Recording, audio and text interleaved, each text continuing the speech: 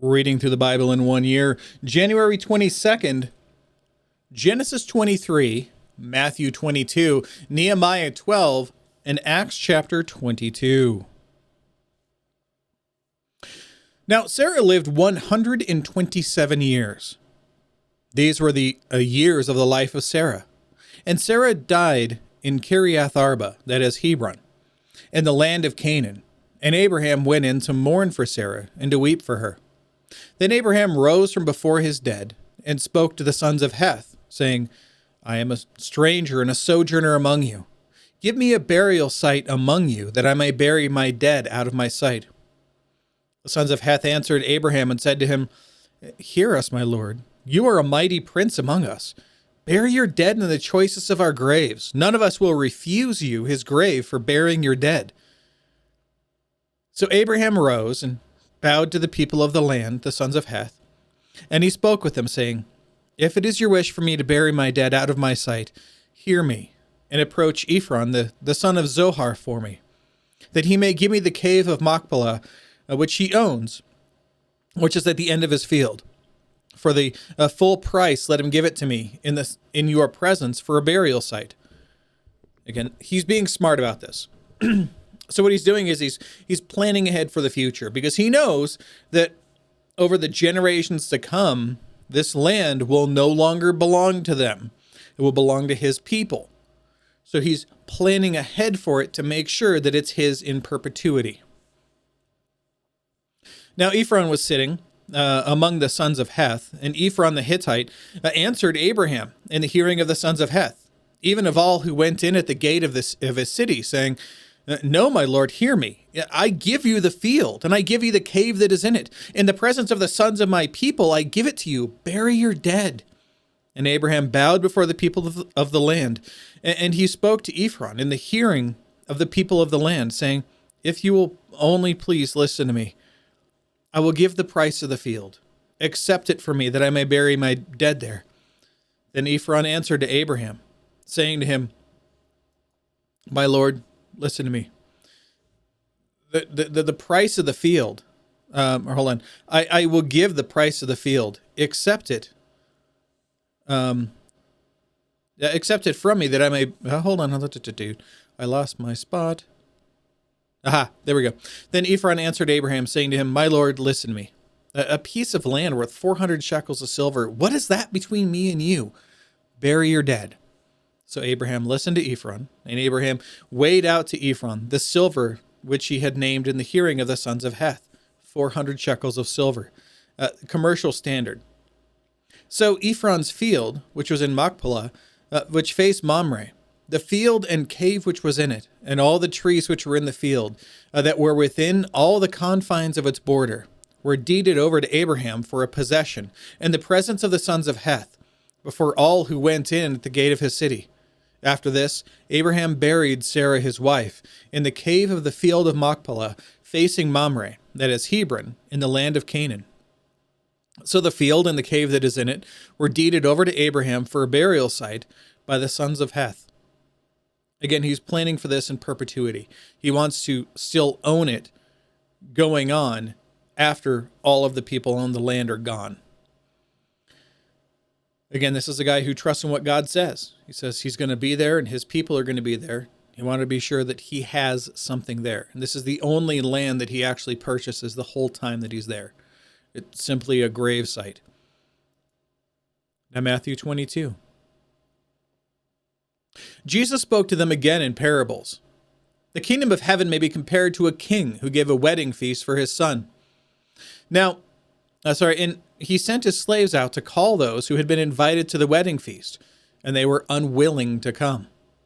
Again, he sent out other slaves, saying, Tell those who have been invited, Behold, I have prepared my dinner. My oxen and my fattened livestock are all butchered, and everything is ready. Come to the wedding feast. But they paid no attention and went their way, one to his farm, another to his business, and the rest seized his slaves and mistreated them and killed them all. But the king was enraged, and he sent his armies and destroyed those murderers and set their city on fire. Then he said to his slaves, The wedding is ready, but those who were invited were not worthy. Go therefore to the main highways, and as many as you can find there, invite to the wedding feast."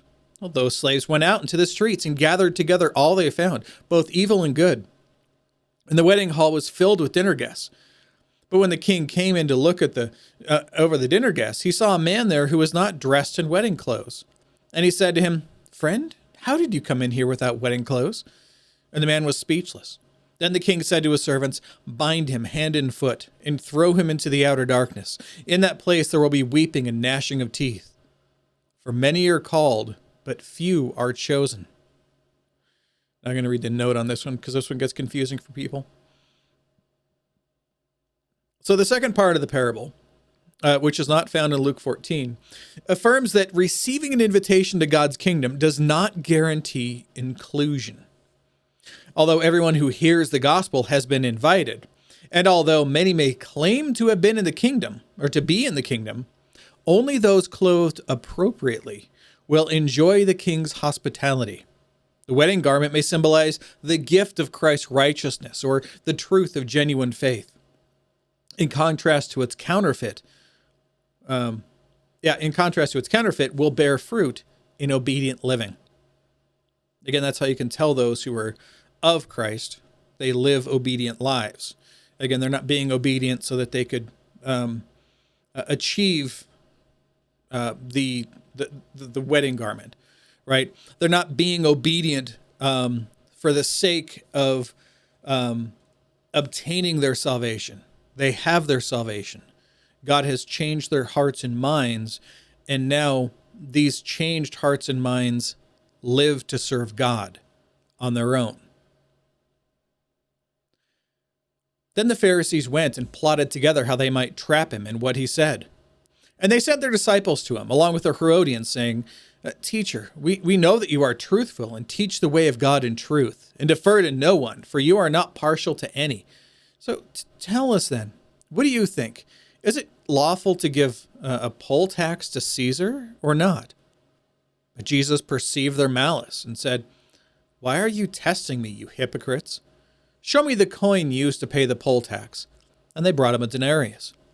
And he said, "Whose likeness and inscription is this?" Well, they said to him, "Caesar's." Then he said to them, "Then render to Caesar's the things that are Caesar's, and to God the things that are God's." And hearing this, they were amazed, and leaving him, they went away. Now, people will get hung up on this, thinking, well, that's just kind of a dumb statement. Yeah, okay, then give all the money to Caesar and, to God, the things that belong to him, whatever. This is an amazing thing. This is an amazing statement. And let me see if this note goes over what I want to go through. I'm pretty sure it does, because R.C. Sproul is killer. The Roman denarius bears an image of the reigning Caesar and declares him to be a son of the gods, violating the first and second commandments. Jesus' answer turns the question into a deeper issue than one's relationship to political institutions, not pagan or otherwise. Jesus calls for ultimate allegiance to God. The coin bearing the image of Caesar belongs to him. Human beings made in the image of God, that's what I was going to go to, belong to God. Because remember, what was it that we read earlier in Genesis? What did that say? Oh, yeah, that's right. That we were made in the image of God. Therefore, we, being made in the image of God, and again, he's talking to people who are theologians. They know exactly what he means when he says, things that are whose likeness and inscription is on them, referring to humans, right? They know immediately what he's saying. We were created in God's image for his service. So he's reminding them, serve God alone. Money doesn't matter. On that day, some Sadducees, who say that there is no resurrection, therefore they are sad, you see, came to Jesus and questioned him, asking, "Teacher, Moses said, if a man dies having no children, his brother as next of kin shall marry his wife and raise up children for his brother." Now, there were 7 brothers with us, and the first married and died, and having no children, left his wife to his brother. So also the second and the third, down to the seventh. Honestly, if I was the seventh brother, I wouldn't marry her. I know that I would have to, but, everyone else is dead. Odds are not in my favor. Last of all, the woman died. And the resurrection, therefore, whose wife of the seven will she be? For they all had married her. But Jesus answered and said to them, you are mistaken. You are wrong, not understanding the scriptures nor the power of God. For in their resurrection they neither marry nor are given in marriage, but are like angels in heaven. But regarding the resurrection of the dead, have you not read what was spoken to you by God? I am the God of Abraham, and the God of Isaac, and the God of Jacob. He is not the God of the dead, but of the living. When the crowds heard this, they were astonished at his teaching. But when the Pharisees heard that Jesus had silenced the Sadducees, they gathered themselves together. One of them, a lawyer, asked him a question, testing him. Teacher, what is the great commandment in the law? And he said to him, you shall love the Lord your God with all your heart, with all your soul, with all your mind. This is the great and foremost commandment. The second is like it. You shall love your neighbor as yourself. On these two commandments depend the whole law and the prophets. Now, when the Pharisees were gathered together, Jesus asked them a question. What do you think about the Christ? Whose son is he? Well, they said to him, the son of David, right? That's the normal answer. And he said to them, then how does David in the Spirit call him Lord? Saying, the Lord said to my Lord, sit at my right hand until I put your enemies beneath your feet. If then David calls him Lord, how is he his son? No one was able to answer him a word, nor did anyone dare from that day on to ask him another question. All right, let me make sure I have all the notes up here so you can see them. Yep, there we go. All right, let's go to Nehemiah chapter 12.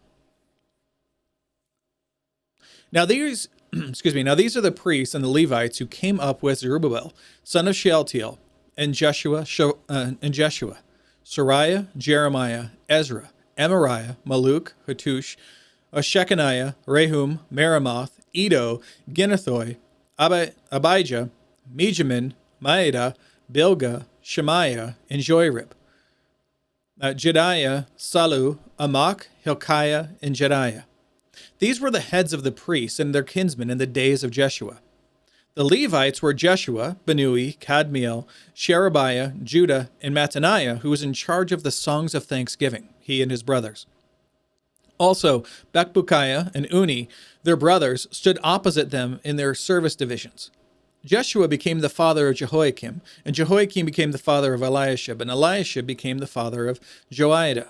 And Joiada became the father of Jonathan, and Jonathan became the father of Jaddua.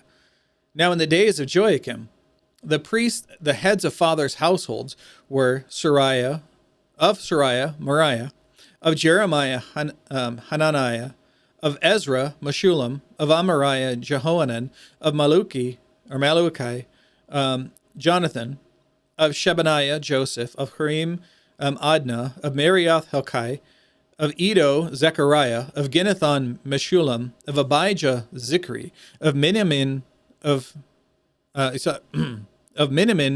Moedah, Piltai, of Bilgah, Shemua, of Shemaiah, Jehonathan, of Joirib, Mattanai, of Jediah, Uzi, of Salai, Kalai, of Amok, Eber, of Hilkiah, Hashabiah, of Jediah, Nethanel. As for the Levites, the heads of fathers' households, were registered in the days of Eliashib, Joiada, and Johanan, and Jaddua. So were the priests in the reign of Darius the Persian. Now, the sons of Levi, the heads of fathers' households, were registered in the book of the Chronicles up to the days of Johanan, the son of Eliashib. The heads of the Levites were Hashabiah, Sherebiah, and Jeshua, the son of Kadmiel, with their brothers opposite them, to praise and give thanks, as prescribed by David, the man of God. Division corresponding to division. Mattaniah, Bakbukiah, Obadiah, Meshullam, Talmon, and Akub were gatekeepers, keeping watch at the storehouses of the gates. These served in the days of Joachim, the son of Jeshua, the son of Jozadak, and in the days of Nehemiah the governor, and of Ezra the priest and scribe. Now, at the dedication of the wall of Jerusalem, they sought out the Levites from all their places to bring them to Jerusalem, so that they might celebrate the dedication with gladness, with hymns and of thanksgiving, and with songs to the accompaniment of cymbals, harps, and lyres, combining words there. So the sons of the singers were assembled from the district around Jerusalem, and from the villages of the Netophathites, from Beth Gilgal, and from their fields in Geba and Asmaveth. For the singers had built themselves villages around Jerusalem.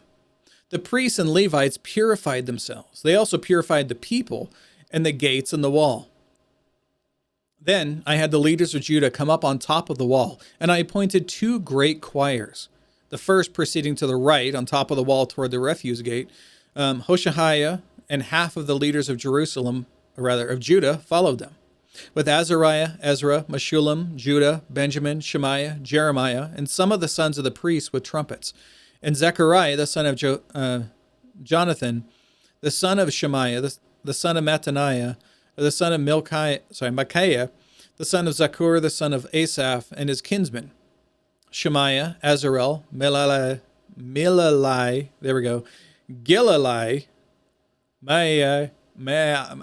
how do you say that? Maai.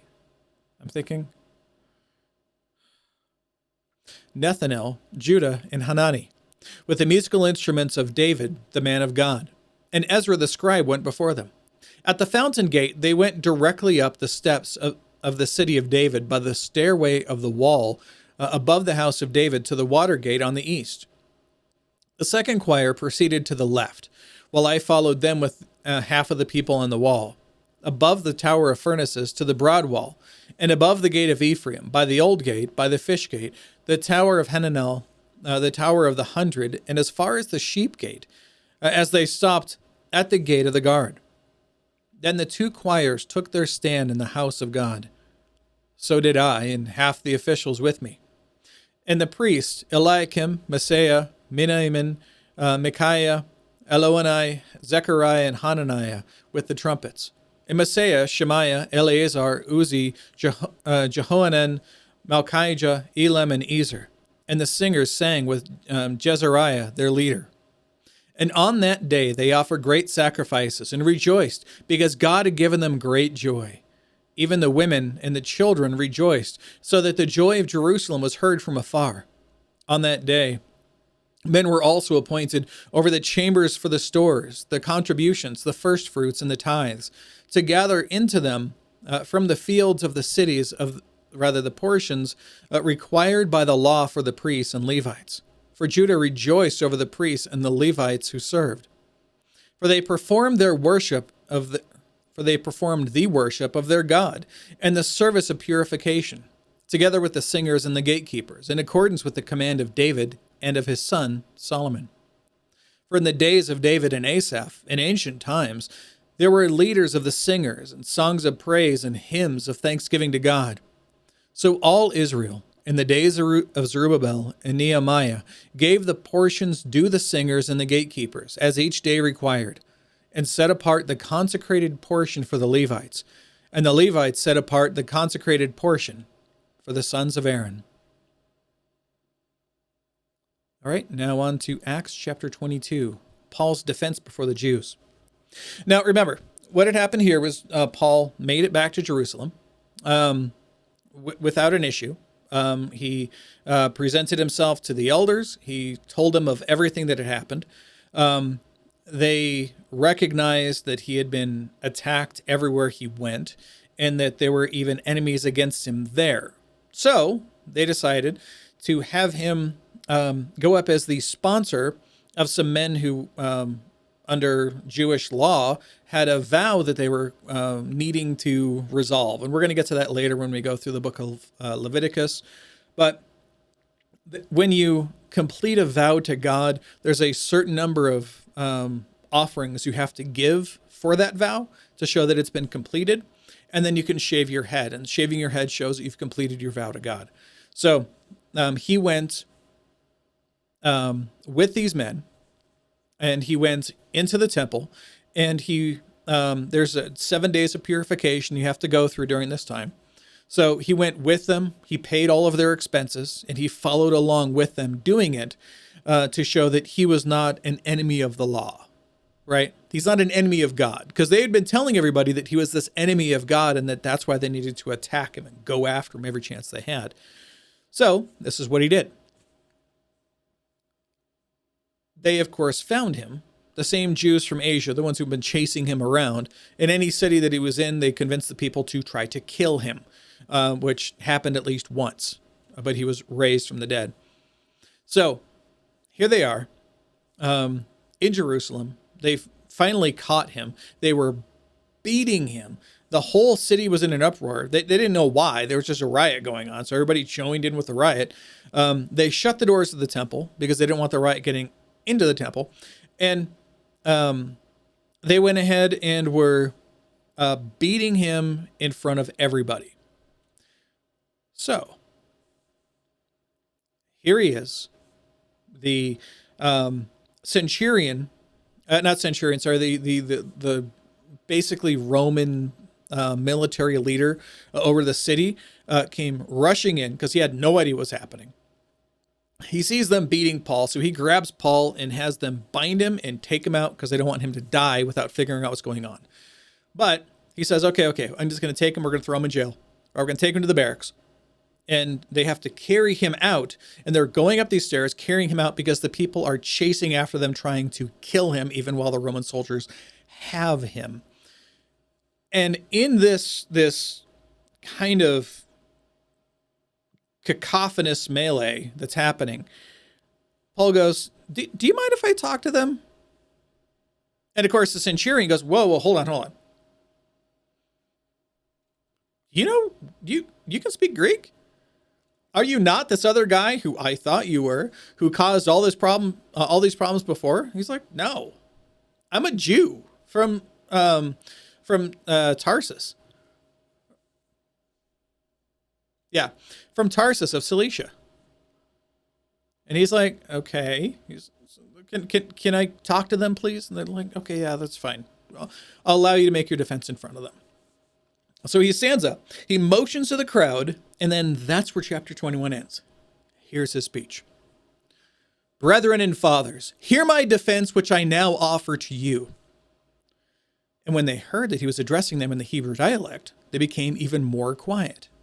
And he said, I am a Jew, born in Tarsus of Cilicia, but brought up in this city, educated under Gamaliel, who they all know. And probably, strictly according to the law of our fathers, being zealous for God, as you all are today.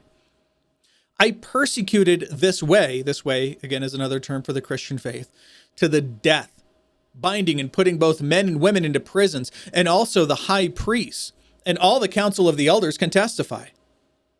From them I also received letters to the brethren, and started off for Damascus, in order to bring even those who were there to Jerusalem as prisoners to be punished and likely put to death.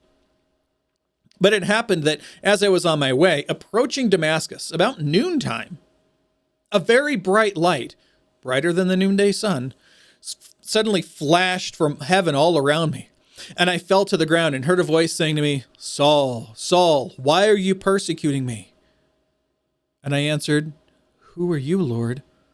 And he said to me, I am Jesus, the Nazarene, whom you are persecuting.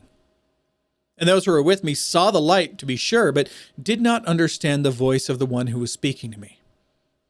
And I said, What shall I do, Lord? And the Lord said to me, Get up and go on into Damascus, and there you will be told all that has been appointed for you to do. But I could not see because of the brightness of that light. And I was led by the hand by those who were with me, and came to Damascus. A certain Ananias, a man who was devout by the standard of the law, and well spoken of by all the Jews who lived there, came to me, and standing near to me said, Brother Paul, receive your sight. At that very time I looked up at him, And he said, the God of our fathers has appointed you to know his will and to see the righteous one and to hear an utterance from his mouth. For you will be a witness for him to all men of what you have seen and heard. Now, why do you delay? Get up and be baptized and wash away your sins, calling on his name. It happened when I returned to Jerusalem and was praying in the temple that I fell into a trance, and I saw him saying to me, make haste and get out of Jerusalem quickly, because they will not accept your testimony about me. Again, because they knew him, right? And I said, Lord, they themselves understand that in one synagogue after another, I used to imprison and beat those who believed in you. And when the blood of your witness, Stephen, was being shed, chapter 7, I also was standing by, approving and watching out for the coats of those who were slaying him. And he said to me, go, for I will send you far away to the Gentiles. They listened to him up to this statement. Then they raised their voices when the minute he said Gentiles and said, away with such a fellow from the earth. He should not be allowed to live. And as they were crying out and throwing off their cloaks and throwing dust into the air, the commander ordered him to be brought into the barracks, stating that he should be examined by scourging, flogging, so that he might find out the reason why they were shouting against him this way. But when they stretched him out with the thongs, let me restate that. But when they stretched him out with thongs, Paul said to the centurion who was standing by, Is it lawful for you to scourge a man who is a Roman citizen and uncondemned? The centurion heard this. He ran to the commander and told him, saying, what are you about to do? This man is a Roman citizen. The commander came and said to him, tell me, are you a Roman? He said, yes. The commander answered, I acquired my citizenship with a large sum of money. And Paul said, but I was actually born a citizen.